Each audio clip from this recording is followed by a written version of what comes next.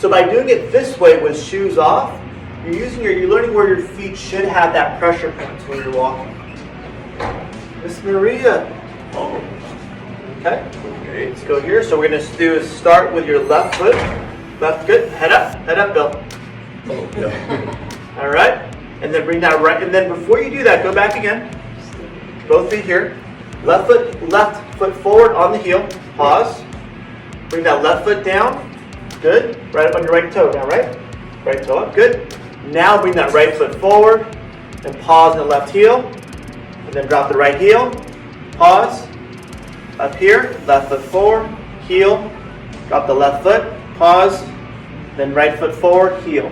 Good. You get it? Yeah, okay. It's a slow. It's alternating symmetrical something. Alternating pause. Alternating pause. Okay. Pause again. Get your body and mind to coordinate. So you should feel uncomfortable to get your brain to go, we have to retrain. Okay, so, but you should be wearing flexible, like gym shoes or something. I would gym shoes or just socks, whatever you want to use. And some people go, if they're doing yoga, something like that, they'll go barefoot. Probably not high heels. If you want to really test your ankle strength, then high heels. Watch out, watch out. Okay, you can really test your ankle strength. Dramatic I call it. I had another question